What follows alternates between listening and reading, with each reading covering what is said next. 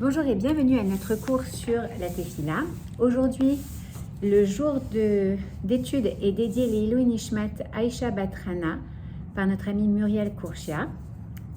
Et donc on va commencer ce cours par un Teilim, Leilou Nishmata.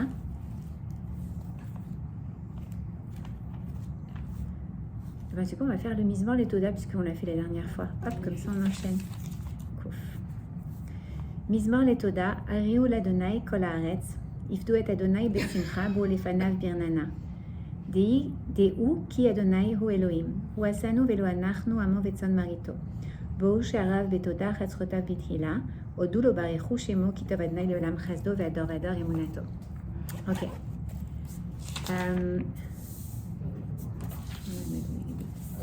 C'est pas grave. Et on va commencer. Donc, on a fait la semaine passée le Mizmor Letoda. Et donc, cette semaine, on continue sur Shacharit. Alors, non, on est toujours dans Shacharit. Ah oui. On est rentré dans les psukés des Imra. Je vais juste fermer la porte comme ça. On est juste entre nous.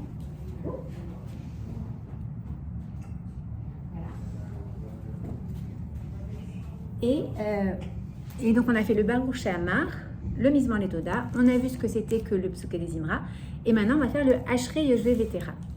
Alors Ashrei Yoshvei Vetera, on est toujours donc dans les Psuké des Imra, ce qui veut dire qu'on est toujours dans cette idée de méditation, de canaliser Ashrei, exact.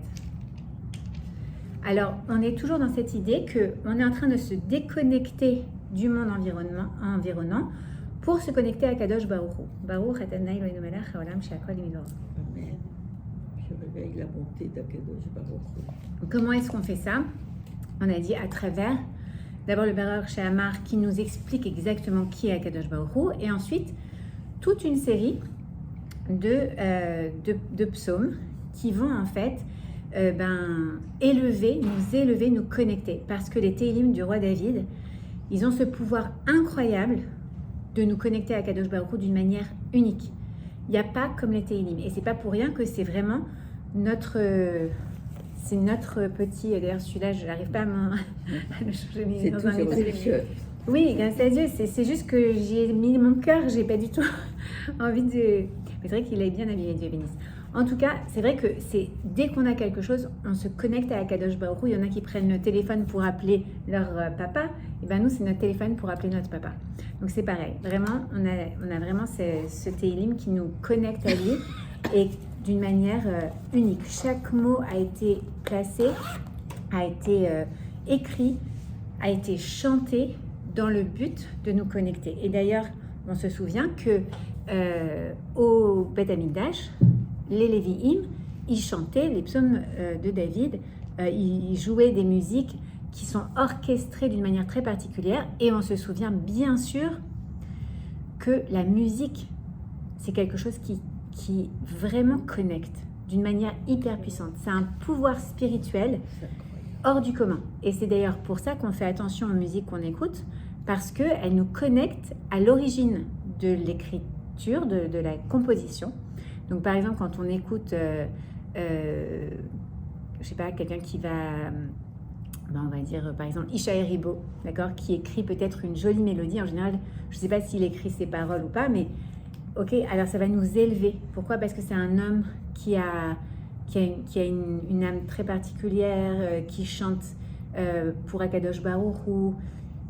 Tout ce qu'il écrit, c'est là pour nous connecter, n'est-ce pas? Et puis d'un seul coup, si on écoute du rap avec un mec comme Eminem ou je sais pas trop quoi, qui parle, on s'imprègne de son énergie. Donc vaut mieux s'imprégner d'une énergie positive, d'une énergie qui nous connecte plutôt que d'une énergie qui nous tire vers le bas.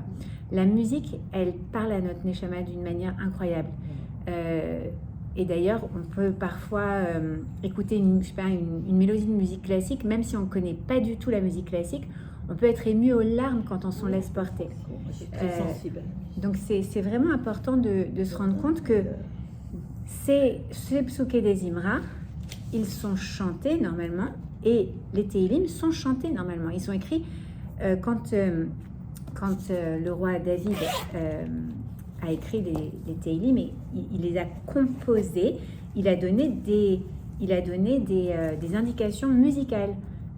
L'Amnatséar, Mizmor les David, d'accord, c'est au maître des chantres de David, d'accord.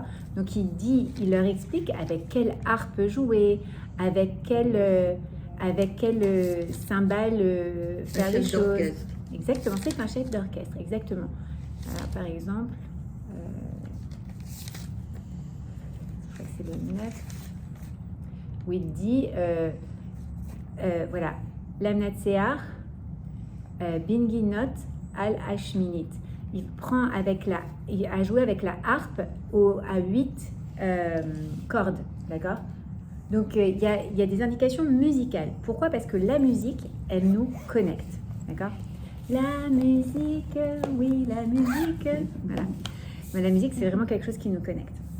Donc, moi, perso, j'adore chanter quand je prie. Et je ne sais pas pour vous, mais je trouve que moi, D'abord, quand j'étais petite, ça m'a aidé à apprendre les prières. Quand j'étais petite au Talmud Torah. Les enfants, mon dernier, quand je leur chantais, c'était un petit oiseau. Exactement. Mais c'est vrai que ça aide à... Même pour les langues, d'apprendre une langue avec des chansons. C'est vrai. Ouais. Alors, si on a envie, on peut chanter. On peut se connecter aussi à travers son chant. Et en plus, comme on a dit la dernière fois, la semaine passée, chanter, ça aide à avoir de la joie. Quand on parlait du Mizmor et Toda, d'accord. Donc, quand je chante, et ben en fait, j'augmente ma joie. By the way, j'ai demandé à ma cousine Joanne, un petit aparté, si elle voulait pas venir. Elle m'a dit, j'ai trop peur de l'avion, je déteste l'avion. Qu'elle vienne toute à Paris. Je dis oui, bah, bien sûr. Elle peut prendre, tu lui diras, le paquebot pour venir. Ouais, mais non. C'est pas le style. Non, mais c'est très long. Il faut qu'elle ait du temps. Non, elle est maman d'enfants. Elle a pas. Je leur ai 2 enfants.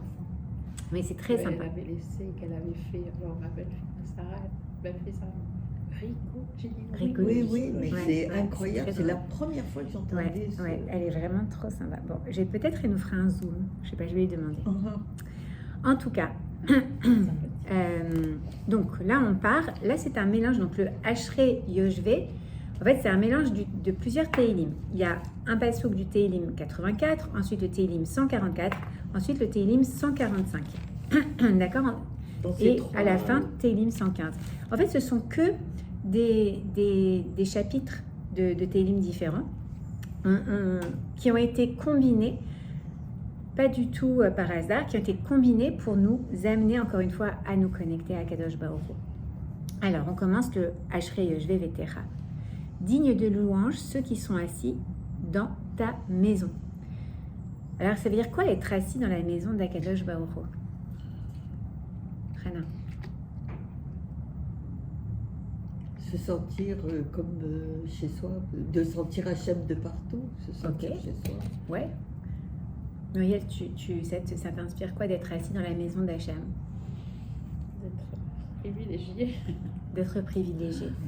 C'est vrai. D'abord, on est privilégié puisqu'on est le peuple élu. Donc, c'est quelque chose.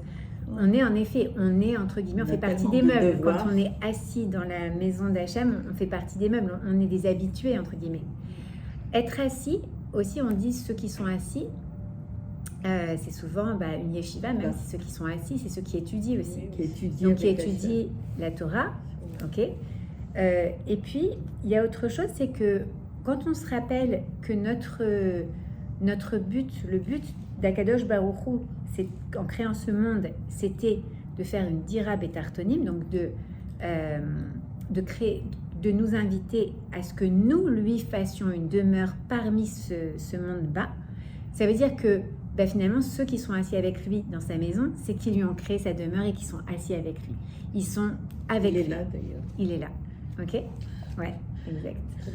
Donc, c'est aussi beau de se dire, c'est aussi ceux qui ont réussi à lui faire cette place dans ce monde. Od Yehalelucha Sela. Éternellement, ils te loueront à jamais. Donc, il y a l'idée que ceux qui ont compris, en fait, qui est Akadosh Baruch Hu, qui ont compris comment faire de la place pour lui dans notre vie, eh bien, éternellement, ils te loueront à jamais. C'est redondant. Pourquoi? Parce qu'en fait, on montre combien d'abord il y a personne. cette neshama, attendez, je vais aller voir parce que je crois que l'assistante est partie.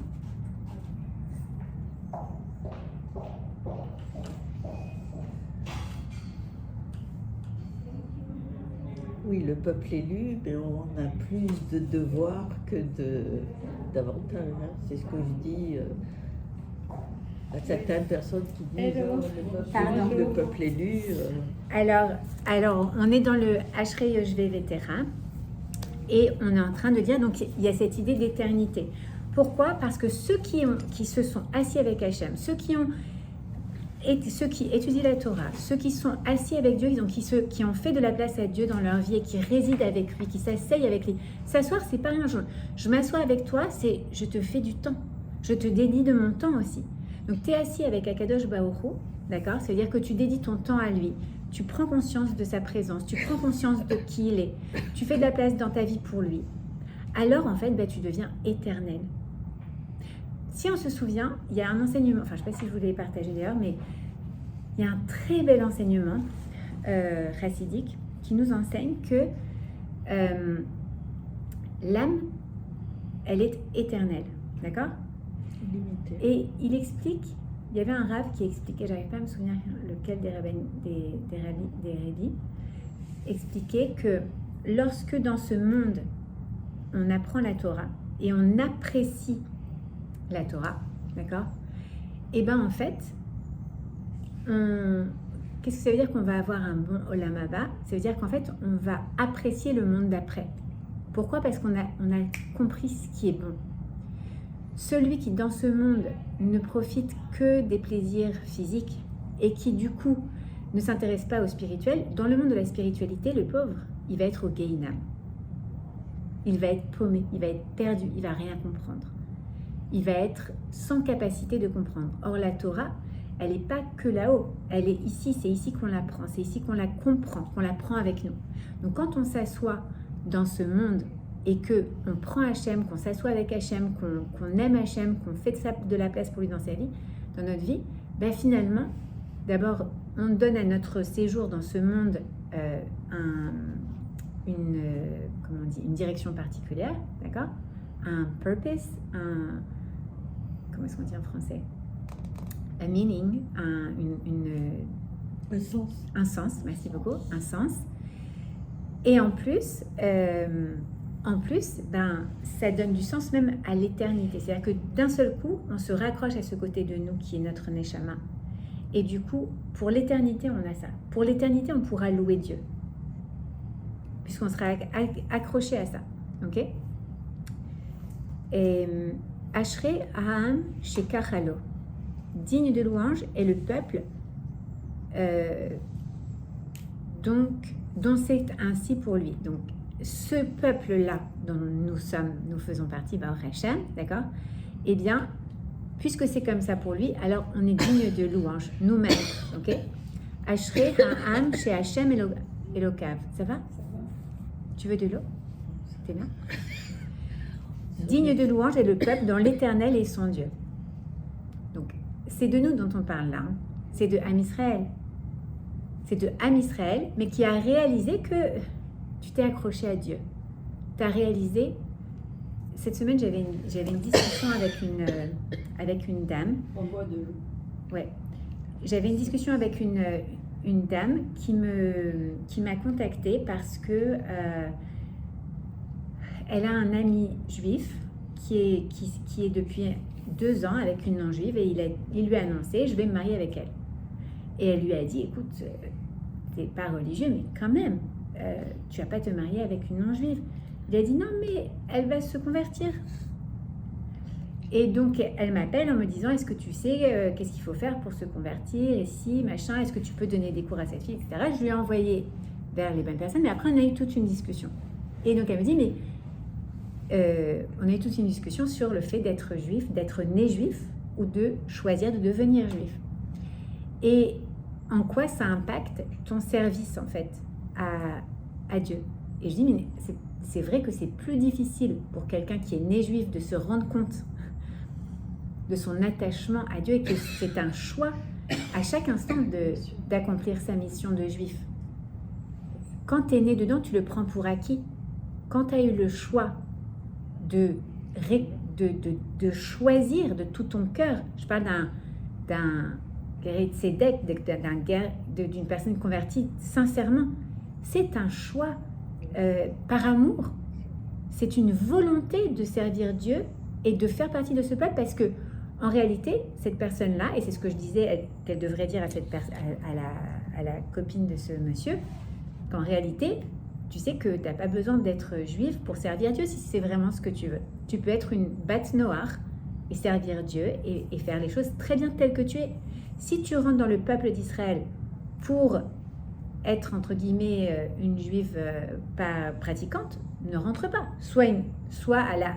Tu peux être une très très bonne bat noire. Ça ne sert à rien d'être, entre guillemets, de rentrer dans un bateau pour faire effondrer le bateau. Ne rentre pas. On est tous interconnectés. Donc si tu rentres et que déjà tu sais que tu ne veux pas le faire, ne rentre pas.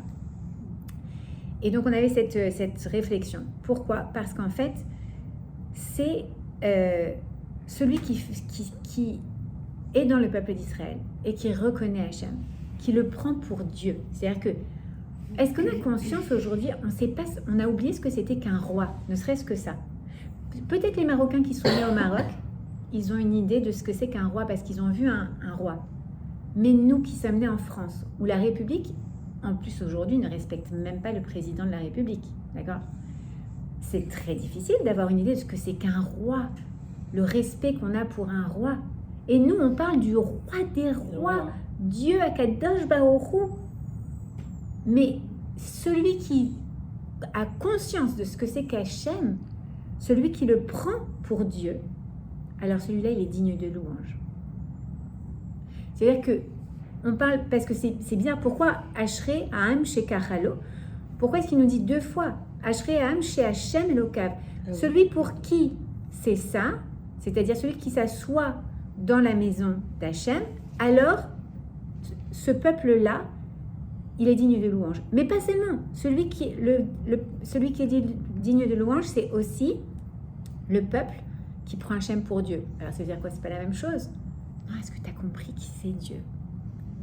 Et si tu connais Dieu, c'est-à-dire à travers sa Torah, qui est l'expression de sa volonté, si tu l'aimes, on va voir quand on étudiera le schéma Israël, mais si tu l'aimes, mais tu n'as que envie de le servir. Le reste, c'est très bien, mais c'est pas pour nous. Entre guillemets. Ok? Alors. Et là, on dit donc, Teila le David, louange de David. Aromimcha Elokai Hameler. Je t'exalterai, mon Dieu, le roi. Alors là, c'est intéressant parce que jusqu'à présent, on parlait de Dieu, d'accord? Souvent, on a dit notre Dieu dans les précédentes prières. Et là, c'est mon Dieu, le roi. Tu es le roi et tu es mon Dieu à moi. Et ça, c'est super important parce que là, on vient de parler du peuple. Mais c'est pas que le peuple. Individuel. Exactement, c'est ton Dieu à toi. Vavarecha Shimcha Leolam Vaed. Et je bénirai ton nom à jamais. Ok? Bechol Yom Avarechecha. Chaque jour, je te bénirai. Vehalela Shimcha Leolam Vaed. Ton nom à jamais. Alors, ça paraît un peu redondant, mais il y a quelque chose de très profond. D'accord? D'abord, l'importance du nom de Dieu. On ne dira pas le nom de Dieu en vain. C'est quand même quelque chose de... C'est un des 10 commandements. C'est quelque chose dans la Torah qui est hyper important. On ne peut pas le dire en vain parce que, en fait, quand on dit le nom d'Hachem, ça le définit. C'est quelque chose qui est très important.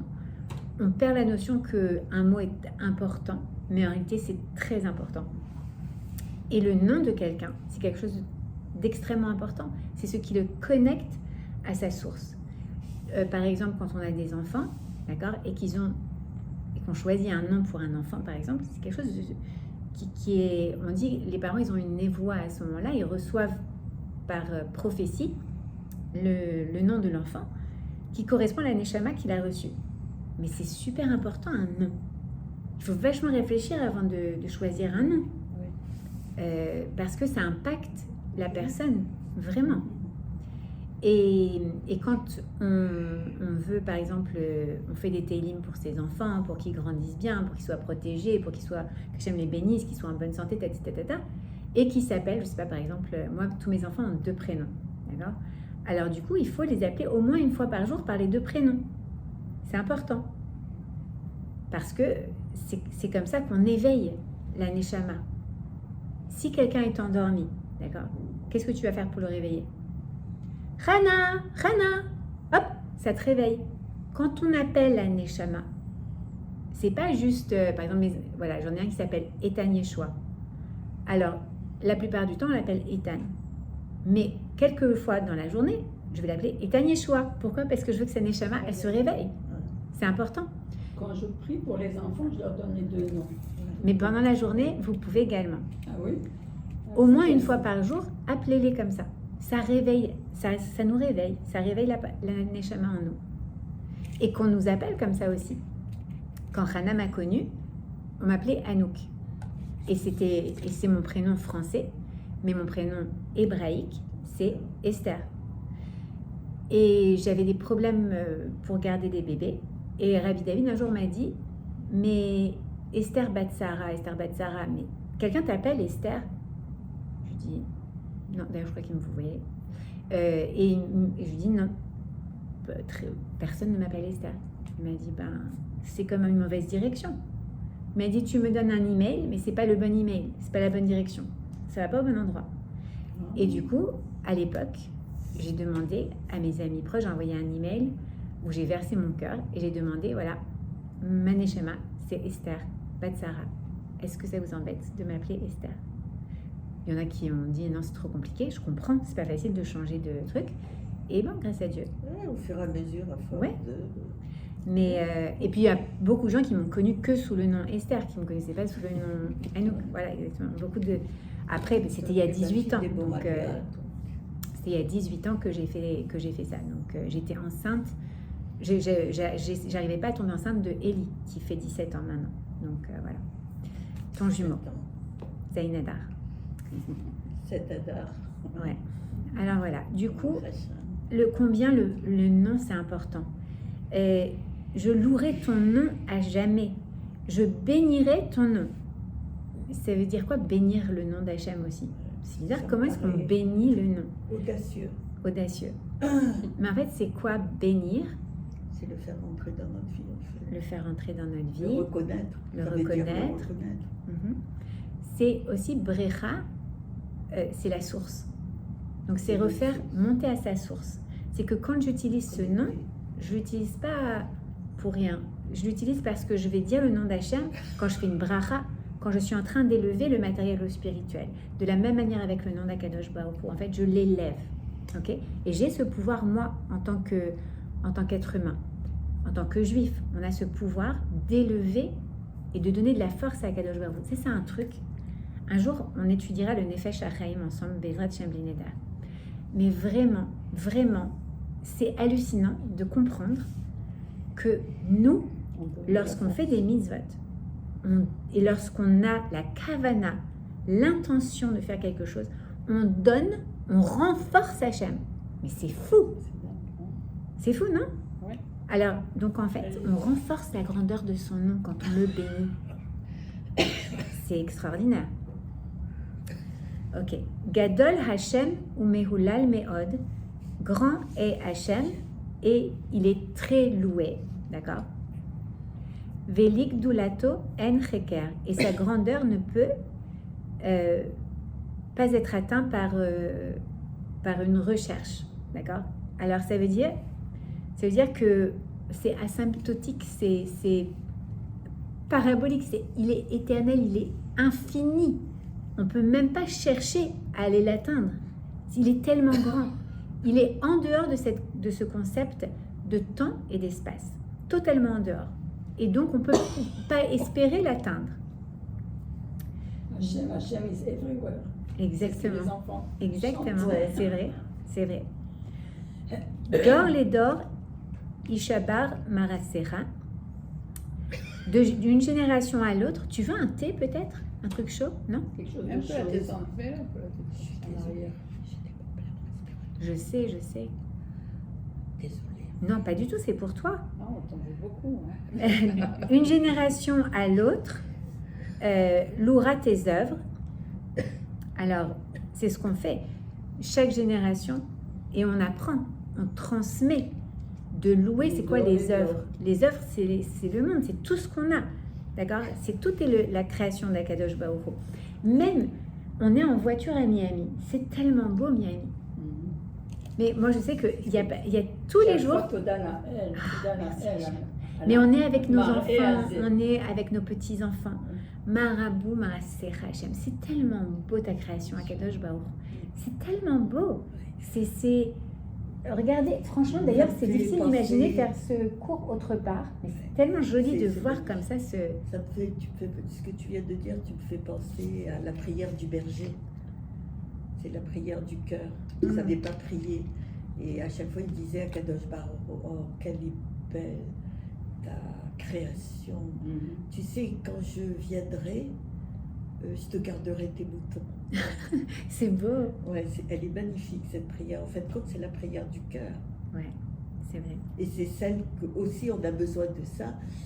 Mais bon, si tu ne sais pas avec ça, fais ta prière du cœur. De toute manière, c'est intéressant que tous nos patriarches, ils étaient des bergers. C'est vrai. Ouais. Parce qu'il y a ce côté méditatif. Tu as le temps, tu es là en connexion avec sa grandeur, Exactement. avec sa création. Et c'est tellement beau. C'est vrai, c'est beau. La nature, c'est une connexion aussi avec... Il n'y a pas comme d'aller regarder l'horizon ou des montagnes. Et tu dis, mais c'est magnifique. Enfin, alors... Oui. Dor les Dorier Sabamansecha, ou Ratecha Yagido. Et tes faits vaillants, ils raconteront. Donc, on doit raconter. On doit raconter les choses que Hachem il a fait de grand. Alors, bien sûr, il y a la mitzvah le soir du Seder de Pessar, de s'asseoir et de raconter à nos enfants. De raconter la Haggadah, on raconte la sortie d'Égypte, on raconte les passages. L'année dernière, j'avais à la table de Pessar des personnes, Janine et son mari, Janine Furman et son mari, Justin, qui nous ont raconté des choses incroyables sur leur sortie d'Égypte, entre guillemets, quand ils ont travaillé en Égypte. Et ils nous ont raconté beaucoup de choses à propos de leur jeunesse. Et c'était beau. C'est important de raconter comment Hachem il manœuvre le monde et comment est-ce qu'on est passé. La dernière fois, on avait une dame du côté, sur le curriculum, je crois qu'il n'y a personne, je vais encore l'ouvrir. Dans le curriculum américain, de l'autre côté, on a une dame qui a 92 ans, qui nous a raconté sa sortie de... C'est ça l'Ashgara pratique, en fait. C'est les miracles d'Akadosh Baruch. Ce matin, je me suis trompée. Je me suis dit, oh là là, je me suis trompée. Une dame qui nous a raconté, ça te va très bien ces coups-là. Oui, merci. Et une dame qui nous a raconté son histoire, et elle vient pas d'Afghanistan, si d'Afghanistan, elle vient d'Afghanistan, elle est née en Afghanistan, et elle nous a raconté son trajet d'Afghanistan en Iran, d'Iran en Inde, d'Inde en Israël, d'Israël en Iran, d'Iran en Russie et de Russie aux États-Unis. Et cette femme-là, elle a 92 ans, il me semble, et elle est là, elle vient en cours avec sa dame de compagnie, et elle est incroyable. Mais c'est magnifique de raconter ça aux enfants. Il faut raconter nos histoires et partager les miracles d'Hachem et combien Hachem il a fait que voilà, regarde où on est passé maintenant. Raconter les belles choses qu'Hachem a mis dans nos vies. Adar kevod odecha, vedivre niflotecha asira. La splendeur de la gloire de ta majesté et les sujets de tes merveilles, je raconterai. Donc on continue à raconter. On raconte la gloire d'Akadosh Baruch Hu. On parle de ça avec nos enfants, avec nos petits-enfants, avec notre mari. C'est hyper important. Et même de le parler, pour nous, c'est important. Ça nous fait réaliser. Ça nous fait réaliser sa gloire, sa grandeur, sa majesté. S'émerveiller devant la beauté du monde. C'est quelque chose qui nous ouvre le cœur, qui nous connecte à Hachem. Et les sujets de tes merveilles, je raconterai. Raconte tout ce qui t'arrive. On a toutes des providences divines. Chaque jour, si on ouvre les yeux et qu'on les raconte, Le soir, on les raconte dans la voiture quand on a des enfants qui sont encore à l'école, on les raconte à la table, on les raconte à la table de Shabbat. C'est des bons sujets de table de Shabbat parfois, quand on reçoit des invités et qu'on arrive à faire le tour de table, qui est-ce qui veut raconter, partager quelque chose. Il y en a qui partagent de Devar Torah, il y a plein de gens qui ne savent pas partager de Devar Torah. C'est pas, raconte un truc qui t'est arrivé où tu as senti la main d'Akadosh Baruch Hu. On a tous ce moment-là et c'est tellement connectant. Okay, donc c'est vraiment important. Vezuz norotecha yomeru, et la force de tes faits redoutables, ils invoqueront. Eh bien oui, c'est aussi important de développer sa yirat shamayim. Tout vient d'Akadosh Baruch Hu, sauf la yirat shamayim. On a dit la yirat shamayim, c'est en français on dit la crainte d'Hachem. En anglais il y a un très joli mot qui se dit A-W-E, comme dans awesome. D'accord? Ça veut dire quoi cette A? C'est pas de la crainte où je tremble de mal de ventre, de peur. C'est tellement, tu te rends tellement compte de la grandeur que tu te dis, pour faire plaisir. voilà, le oh, il est là, il est de là. Oh, wow. C'est impressionnant de grandeur, d'immensité, d'infinie puissance. Et tu te rends compte de ta petitude à côté. Et c'est ça la yirat shamayim. C'est se rendre compte qu'on est complètement en fait dans ses mains. Mais c'est pas qu'on doit avoir peur parce qu'il va nous punir. C'est pas ça. C'est waouh, il est tellement puissant. Et moi, je dépends tellement de lui. Alors on prend conscience en fait de cette relation, de toute puissance et de fragilité, de vulnérabilité. Et c'est ça la yirat shamayim, c'est à nous de le développer, c'est tellement important.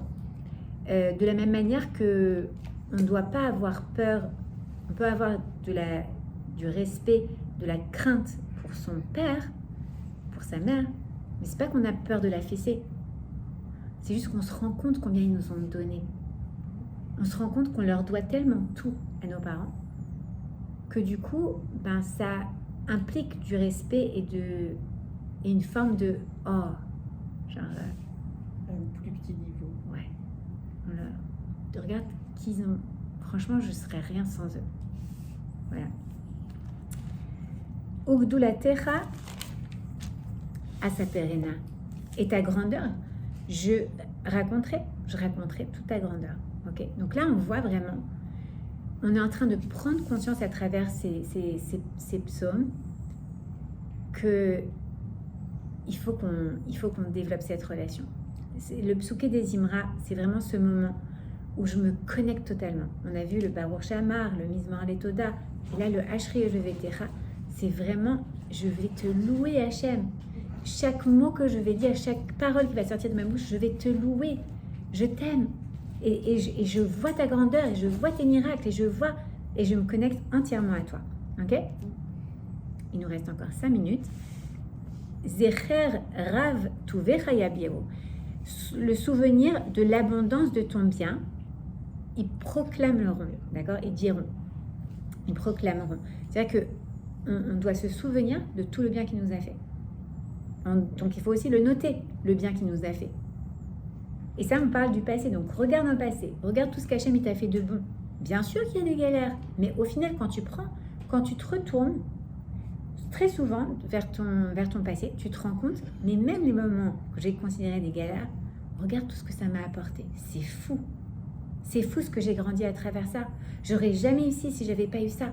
J'aurais jamais été cette personne si j'avais pas eu ce problème. Donc, vois toute la bonté. Souviens-toi de l'abondance, Rav Tuvecha, de son bien, de ton bien, Hachem. Vetsit Katra Yiranenu. Et ta justice, tu la chanteras. Alors là, ta justice, Walia. Non, ça veut dire quoi? Ta justice, ne la vois pas comme un indigne, comme quelque chose de dur. De négatif. Chante-la, parce qu'au final, c'est pour ton bien. C'est pour ton bien. C'est pas si négatif que ça. Ren, C'est écrit ça, Esther. Ashri Yevetecha. La justice, tu la chanteras. Ouais. Et Chanoun verachum Hashem. Miséricorde. Aïe, aïe, aïe. Chanoun, il est bon, il est clément. Verachum, et il est miséricordieux. C'est quoi la miséricorde? Le rechem, c'est l'utérus. Alors, la rachmanout, c'est, vous savez, nous les mamans, comme on connaît bien cette rachmanout, c'est que même si ton enfant, Dieu préserve, même si un enfant d'une maman, il a fait les pires bêtises, la maman, elle va toujours le regarder avec les yeux d'une maman. Elle a porté dans son rechem, elle a la rachmanout pour lui. Et elle va lui trouver toutes les excuses du monde. Les mêmes bêtises qui ont été faites par un autre. Ah, je regarde moi celui-là, ce qu'il a fait. D'accord? Mais lui, C'est mon fils. c'est mon fils. Le pauvre, c'est parce qu'il a dû avoir ça, il a dû avoir un problème, c'est pas possible. Tu le juges avec beaucoup de zéro. C'est vrai, parce que Rechem, c'est l'utérus. Donc, tu ressens ça dans tes tripes. C'est ton... D'accord? Hachem, il a ça pour nous. Nous, on croit, oh là là, mon Dieu, mais qu'est-ce que j'ai fait? Oh là là, c'est pas possible, regarde. Mais comment moi, j'ai pu me regarder dans le miroir après ce que j'ai dit, je sais pas quoi, d'accord? Le lachon hara que j'ai dit, que je me suis énervée avec mes enfants, que si, que ça, je sais pas, peu importe, d'accord? Akadosh Baruch Hu, dis-toi il te regarde avec rachmanout. T'es son bébé, t'es son amour, t'es son enfant. Il t'aime. Alors, bien sûr que tu dois faire tes chouvas. Bien sûr. Un enfant qui fait une bêtise, il doit faire tes chouvas. Il doit dire, écoute, papa, maman, vraiment, Mechila, si tu savais comment je regrette, j'ai fait ça, je regrette, je promets que je ne vais plus le faire. Les parents, ils le pardonnent. Même si c'était la nouvelle voiture et que, je sais pas quoi, même si c'était... C'est mon fils, je t'aime, allez, viens mon fils, rentre à la maison. Chauve, à Baïda, à la maison, allez. Reviens, fais tes chouvas. Ok, reviens à toi-même. Et Eretz Hapaim Ugdal Chased. Il est long à se mettre en colère et il est grand dans sa bonté. Est-ce que tu pourras noter, Muriel, qu'on est à Tov Hashem Lakol? Ouais, merci beaucoup. Merci. Alors, Eretz Hapaim Ugdal Chased. Ça veut dire quoi? Il est long à se mettre en colère. Ça, c'est super intéressant. Ça fait partie des 13 attributs de miséricorde divine, les 13 attributs divins. Peut-être aussi un jour, on étudiera ensemble le Tomer Dévorah, dans lequel on apprend à s'inspirer, à émuler, à imiter Hachem dans ses midotes. Et là, on nous dit, il est lent à la colère. Il est lent à se mettre en colère. C'est quelque chose d'extraordinaire. C'est que t'en as, en 2-33 mouvements, ils montent, ils deviennent rouges, ils trucs, ils machin. Hachem, il est lent à se mettre en colère. C'est pas qu'il ne se met pas en colère, mais il attend. Pourquoi? Parce que quand tu attends pour te mettre en colère, quand tu n'es pas dans la réaction directe, qu'est-ce qui se passe? D'abord, elle diminue et surtout, c'est pas la réaction. C'est pas que tu réagis à quelque chose, à une blessure personnelle. C'est que là, tu vas du coup éduquer l'enfant ou aller reprendre ce qui doit être repris comme morceau de territoire dans le bon sens, avec justesse. Donc ça aussi, c'est très intéressant. Et il y a beaucoup de bonté. Ok? Voilà, on termine là pour aujourd'hui. On reprendra les Ratachem la semaine prochaine. Et maintenant, on a la chance d'avoir notre amie Michal qui nous fait un très beau cours.